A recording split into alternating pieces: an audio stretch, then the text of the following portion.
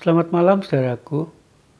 Malam ini saya mengajak, mari kita senantiasa mensyukuri kehadiran karya Roh Kudus dalam kehidupan kita. Roh Kudus yang menguatkan kita, Roh Kudus yang memampukan kita, Roh Kudus yang menyemangati kita. Sehingga mari kita bersyukur, hari ini boleh kita jalani dengan baik.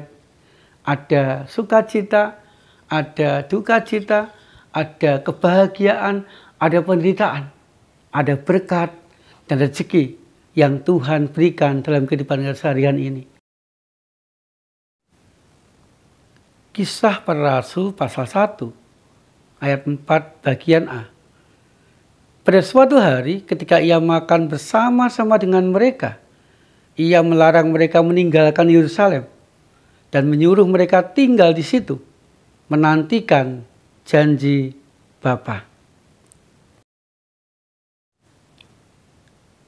Saudaraku yang dikasihi Tuhan, beberapa saat menjelang kenaikannya ke surga, di saat Tuhan Yesus makan bersama-sama dengan para murid, Tuhan Yesus sangat menyadari bahwa kebersamaannya di dunia dengan para murid sudah sangat sempit.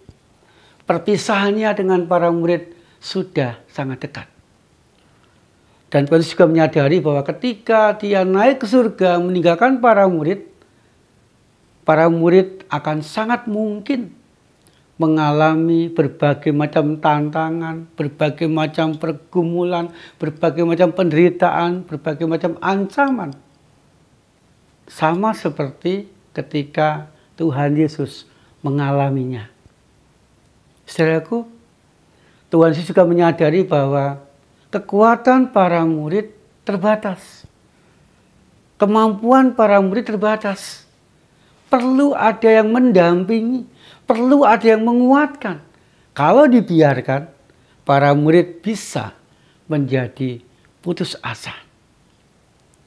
Saudaraku yang dikasihi Tuhan, di tengah-tengah kesadaran seperti itu, Tuhan Yesus menegaskan kepada para murid, Tuhan Yesus memerintahkan kepada para murid, bahkan Tuhan Yesus melarang para murid untuk meninggalkan kota Yerusalem. Tuhan Yesus ingin supaya para murid tetap berada, tetap tinggal di kota Yerusalem sampai Allah Bapanya menggenapi janji turunnya Roh Kudus, turunnya Roh Penghibur. Saudara kan dikasih Tuhan, pertanyaannya, alasannya apa? Tuhan Yesus memerintahkan para murid untuk tetap tinggal di kota Yerusalem. Yang pertama, saudaraku, agar para murid tetap bersatu, tidak tercerai-berai. Kemudian yang kedua, ketika mereka tetap bersatu, tidak tercerai-berai, agar para murid yang bersatu itu saling menguatkan, saling mengingatkan, saling menyemangati. Karena diakui menanti itu merupakan sesuatu yang tidak mengenakan. Apalagi menanti dalam jangka waktu yang tidak ditentukan atau tidak bisa ditentukan, merupakan sesuatu yang sangat-sangat tidak mengenakan. Bahkan ketika penantian itu semakin lama membuat para murid bisa menjadi putus asa dan tidak lagi menanti Roh Kudus yang akan hadir dalam hidup mereka. Sehingga mereka diminta Tuhan untuk tetap bersatu, saling menguatkan, saling menyemangati satu dengan yang lain. Yang ketiga, saudara, mereka dilarang untuk meninggalkan kota dan tetap tinggal di Yerusalem dengan alasan agar ketika Roh Kudus turun hadir di tengah-tengah kehidupan para murid, maka semua murid mengalami sendiri kehadiran Roh Kudus. Semua murid dengan mata kepala mereka sendiri merasakan kehadiran Roh Kudus. Jangan sampai para murid mengatakan, katanya Roh Kudus datang, kata ini Roh Kudus datang. Tetapi diharapkan para murid mengalami sendiri, menikmati sendiri, merasakan sendiri kehadiran Roh Kudus dalam hidupnya. Sehingga setiap murid Tuhan Yesus tanpa terkecuali, mereka mengalami dipenuhi oleh Roh Kudus.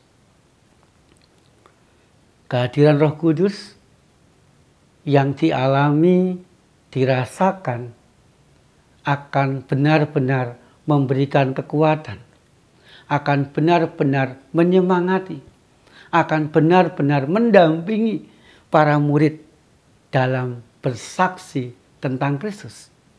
Sehingga harapannya ketika Roh Kudus turun dan berkarya, maka para murid semuanya mampu dipakai Tuhan dengan semangat dan tanpa lelah memberitakan keselamatan Kristus, menyampaikan atau mewujudkan cinta kasih Kristus kepada setiap orang yang mereka jumpai, dan nama Kristus dipermuliakan semakin banyak orang. Cinta kasih Kristus dialami oleh semua orang dan semakin banyak. Pengampunan dari Kristus akan melegakan semakin banyak orang di sekitar para murid. Demikian juga dengan kita, saudaraku. Kita akan mengalami sendiri karya Kristus, dikuatkan, disemangati, dimampukan, didampingi ketika kita mentaati kehendak Tuhan. Ketika kita tinggal bersama-sama dengan orang-orang sekitar kita, orang-orang seiman dengan kita, sehingga kita dengan orang-orang sekitar kita mampu saling menguatkan, saling menyemangati, saling mendampingi, sehingga dalam segala keadaan apapun yang menimpa kita, dalam bahagia, dalam menderita, dalam sakit, dalam sehat, kita tidak pernah putus asa dan lelah.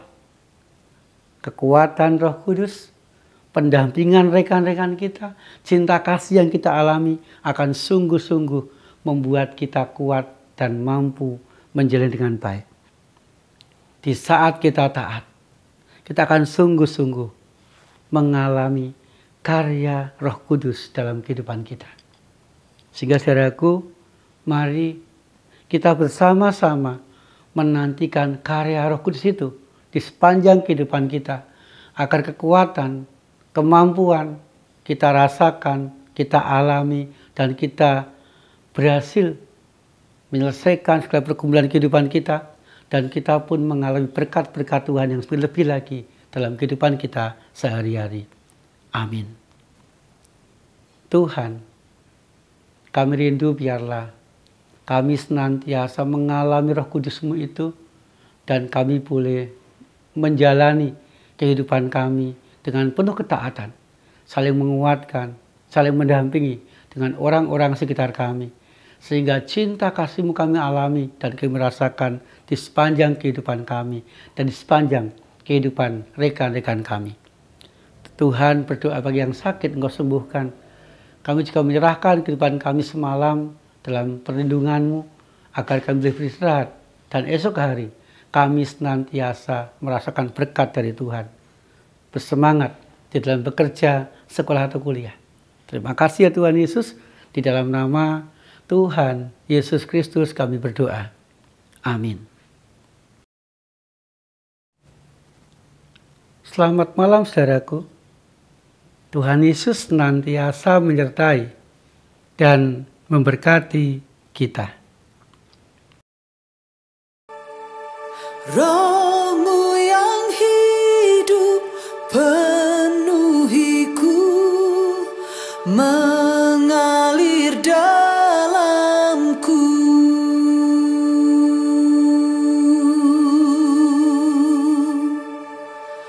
Jiwaku tenang bersamamu dalam